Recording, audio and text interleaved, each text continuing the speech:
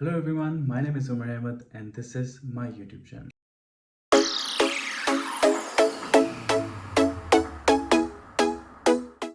So hopefully आप लोग जहाँ होंगे खुश होंगे खैर खैरियत से होंगे। मैं काफ़ी टाइम बाद ये वीडियो बना रहा हूँ जस्ट बिकॉज मैं बिज़ी था अपने मास्टर्स की डिग्री के थीसिस पे और अल्लाह का शुक्र है कि थीसिस कंप्लीट हो गया है बड़े अच्छे ग्रेड से। अब मैं एक जॉब सर्च वीज़ा में, जो लोग मुझे जानते हैं, जो मेरी वीडियोस को फॉलो करते हैं, उनको पता है मेरा जो बैकग्राउंड है वो मास कम्युनिकेशन और मीडिया स्टडीज़ से। बैचलर्स मैंने अपना मास कम्युनिकेशंस और मीडिया स्टडीज़ से किया है पाकिस्तान से, और अपना मास्टर्स मैंने किया है इधर डिजिटल मीडिया में, ठीक है, जर्मनी से।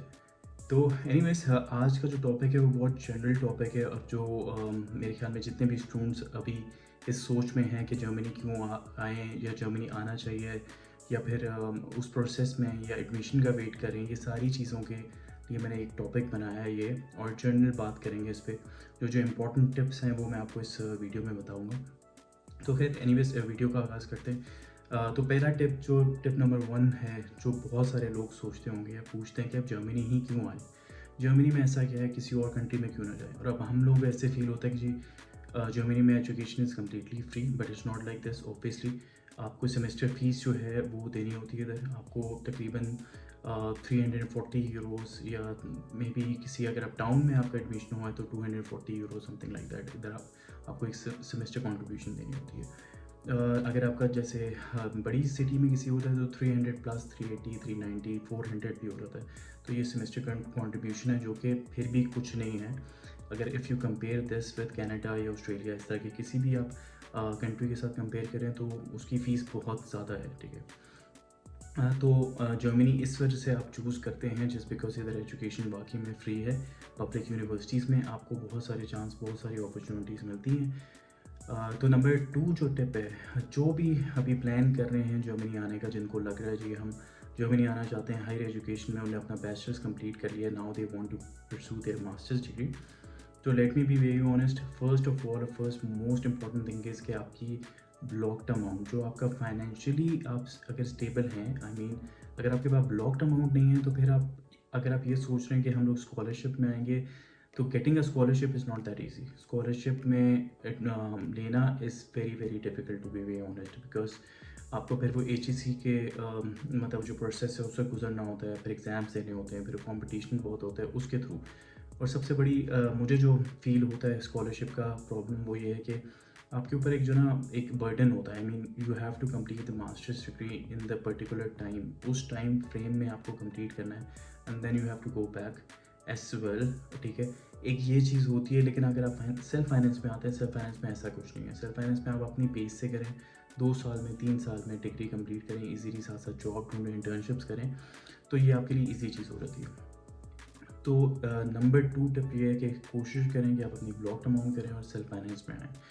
ब्लॉक्ड अमाउंट का मैंने एक अलग से वीडियो बनाई भी है, उसमें आप देख सकते हैं कि ब्लॉक्ड अमाउंट किस तरह जर्मनी में भेजना है, क्योंकि अब 11,000 समथिंग यूरोज़ हो चुके हैं, ठीक है। वो आप कन्वर्ट अपने यूरोज़ में करवाने हैं जब रेट आपको सही मिल रहा हो, तो वो एक अलग टॉपिक है। वो मैं आपको अगर आपको कोई प्रॉब्लम हो तो आप मुझसे पूछ सकते हैं, वो मैं आपको अलग टॉपिक है, वो अलग तरीके से आपको डिफरेंट तरीके से आपको एक्सप्लेन करूँगा ब्लॉक्ड अमाउंट के बारे में।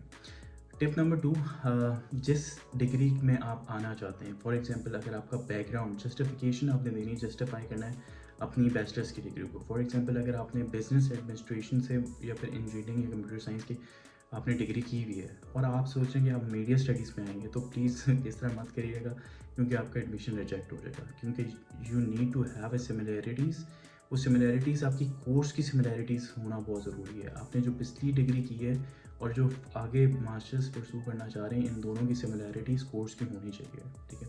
ये one of the important thing as well. और उसके बाद फिर मैं आपको एक और टिप ये दूंगा कि आप university, when you are choosing the university, it's not just that कि you have to get rid of your country, लेकिन आपको हमेशा होमवर्क करना है। आई मीन अगर आपको यहाँ आना है जर्मनी में, तो आपको जो सिटी है ना, वो बहुत देख के चूज़ करनी है। आपको यूनिवर्सिटी बहुत देख के चूज़ करनी है। कभी कभी होता है ऐसा, जैसे जो मीडिया स्टूडेंट्स हैं मीडिया स्टडीज़ के, उनके पास ऑप्शंस नहीं हैं, लेकिन जो ऑप्शन है, आप सिटी में मूव हो, आप टाउन में मूव होंगे, आपके पास जनरेशन का गैप आएगा, लैंग्वेज बैरियर्स आएंगे, जॉब्स कम होंगी, ट्रांसपोर्टेशन कम होगी, तो पैसे तो आप फिर बचा लोगे, लेकिन एक्चुअली में इन चीज़ों से आप बहुत डिप्रेशन में, ये वाली चीज़ें आपको फेस करनी होगी। तो मेरा टिप जो है वो आप सिटीज़ में मूव होने की कोशिश करें। जितनी अच्छी सिटीज़ में मूव होंगी, बड़ी सिटीज़ में मूव होंगी, मुझे पता है कि it will cost a lot, लेकिन स्टिल मेरा आपसे सजेशन ये है कि सिटीज़ में मूव हो। उसके बाद ये है कि अगर आपको जब एडमिशन सिक्योर कर लेते हैं, आपको एडमिशन मिल जाता है, तो आप ये चीज़ सोचें कि आपको जो है लैंग्वेज मैं कहता हूँ कि अब अभी से जो भी लोग इस प्रोसेस में लैंग्वेज स्टार्ट करते हैं, क्योंकि इवेंचुअली अगर आप लॉन्ग टर्म का सोच रहे हैं तो B1 लेवल तो आपको परमानेंट रेजिडेंसी के लिए चाहिए ही चाहिए, ठीक है। तो अगर आपके पास लॉन्ग रन में B1 आप करके आएंगे या A2 भी करके आते हैं, B1 यहाँ से करते हैं, दैट वुड बी गुड। आपको अपॉर्चुनिटीज़ मिलेंगी, आपको आपका जो है डोर्स और ओपन होंगे, आप अपनी फील्ड में और सक्सेसफुल हो सकते हैं। लैंग्वेज इज़ वेरी इंपॉर्टेंट है, टू बी वेरी ऑनेस्ट। और जो लोग लैंग्वेज करके नहीं भी आना चाहते हैं वो भी सर्वाइव कर सकते हैं। सर्वाइव करना without language is not a big deal, मैंने भी किया है। विदाउट लैंग्वेज ये आया था, कोई इशू नहीं होता, इंग्लिश में आप कर लेते हो। बड़ी सिटीज़ में भी आपके पास स्किल्स हैं तो आपको इंग्लिश में भी जॉब्स मिल जाती हैं।